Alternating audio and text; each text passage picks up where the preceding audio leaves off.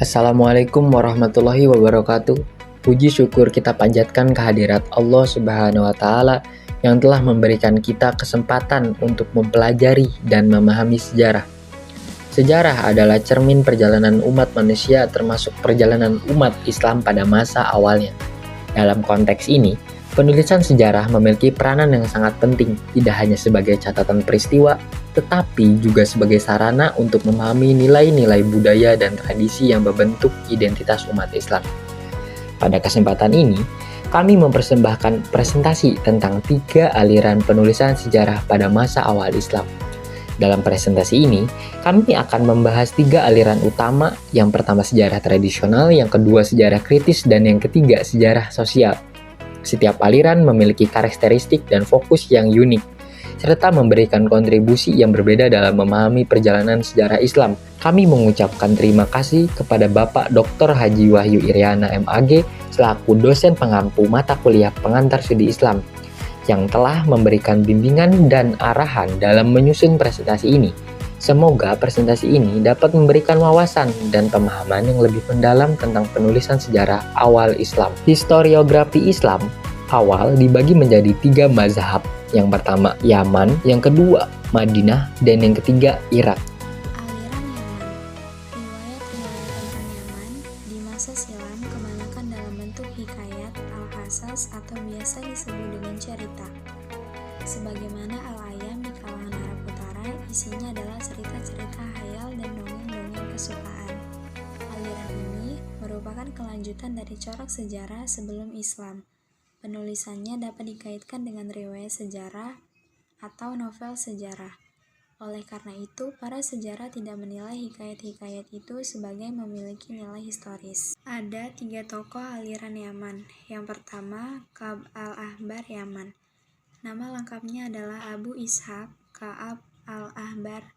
Ia berasal dari suku Zuru'ain Himyar yang melewati masa mudanya di Yaman sebagai pemeluk agama Yahudi dan pemeluk agama Islam pada masa pemerintahan Khalifah Umar bin Al-Khattab. Wahab ibnu Munabbih.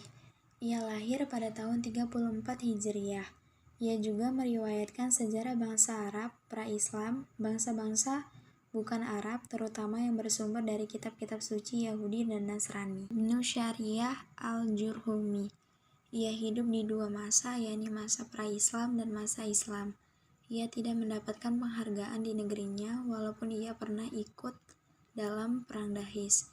Ia pernah menulis 2 buah buku, yaitu Al-Amsal dan Al-Mulk wal Akhbar al-Madi. Aliran Madinah. Karakteristik utama dari aliran Madinah yaitu dari penulisan hadis-hadis Nabi di Madinah, para sejarawan memperluas cakupannya hingga membentuk satu tema sejarah tersendiri, yaitu Al-Maghari atau perang-perang yang dipimpin Rasulullah, dan Al-Sirah Al-Nabawiyah atau riwayat hidup Nabi Muhammad SAW. Aliran sejarah yang muncul di Madinah ini disebut aliran Madinah, yaitu aliran sejarah ilmiah yang mendalam yang berjalan di atas metode ilmu hadis yang kritis, yang sangat memperhatikan sanad atau sandaran berita. Aliran Irak. Karakteristik utama aliran Irak. Aliran Irak merupakan aliran yang terakhir dengan bidang cakupan lebih luas dari 2 aliran sebelumnya.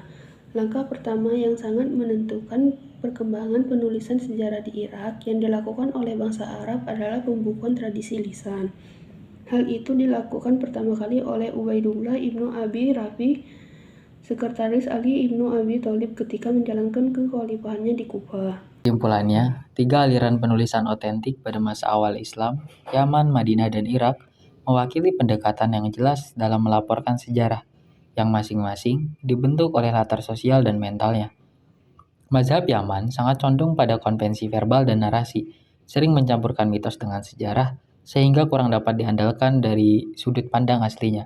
Mazhab Madinah mengambil cara yang lebih menyeluruh dan akademis, dengan memanfaatkan metode umpan balik hadis untuk menjamin keaslian kisah-kisah kronik, terutama yang berpusat pada kehidupan Nabi Muhammad dan masa-masa awal Islam.